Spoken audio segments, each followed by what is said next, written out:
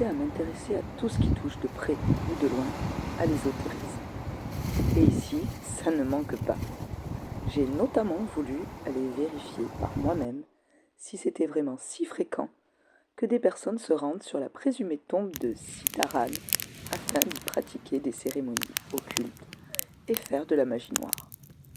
Je vais d'abord vous expliquer ce que l'on m'a raconté sur Sitaran. Au milieu du 19e siècle, dans une famille de sorciers au Mozambique, naît Simikudza.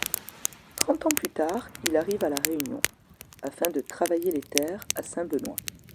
2 ans après, il quitte son travail pour s'exiler à Saint-Pierre et prend alors le pseudonyme de Sitaran, et ce afin de pouvoir circuler librement. À partir de là, il se fait discret pendant environ 15 ans. C'est alors qu'il fait la connaissance de Saint-Ange, un soi-disant guérisseur aux potions miraculeuses, et Fontaine.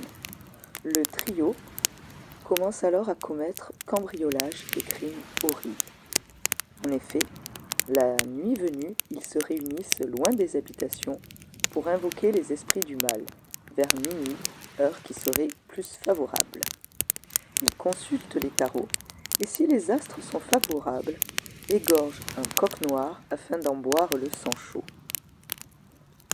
Après cela, ils allaient vers une destination définie, emportant avec eux une poudre magique leur servant à endormir profondément leurs victimes, sur lesquelles ils pratiquaient des cérémonies de magie noire. Condamnés à mort au début du XXe siècle, Sitaran et Fontaine sont condamnés à être décapités. Mais curieusement, le sorcier Saint-Ange, pourtant chef de la bande, est épargné et décédera des années plus tard.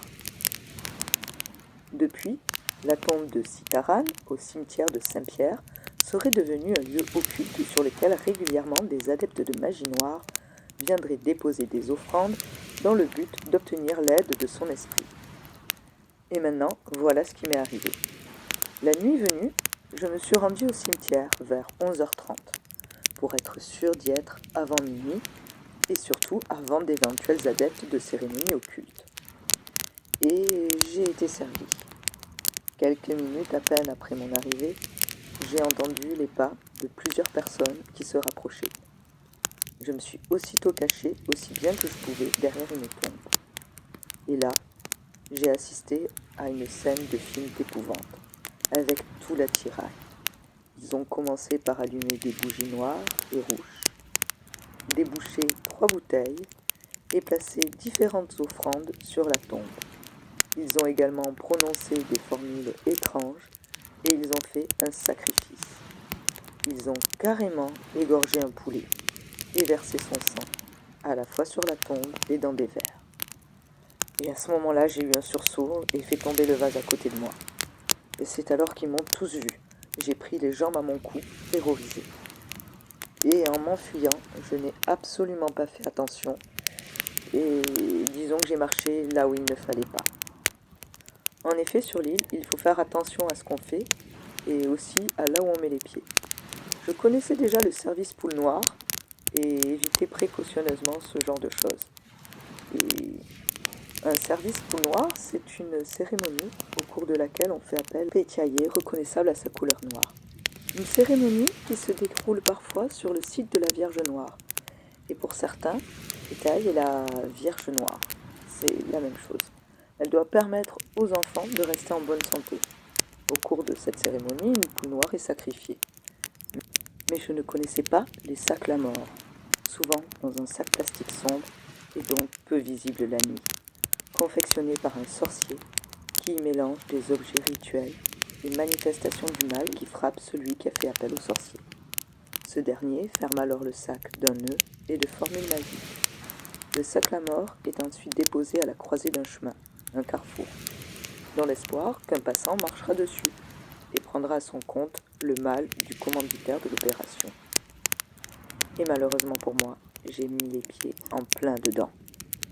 Et rapidement, j'ai commencé à me sentir étrangement faible.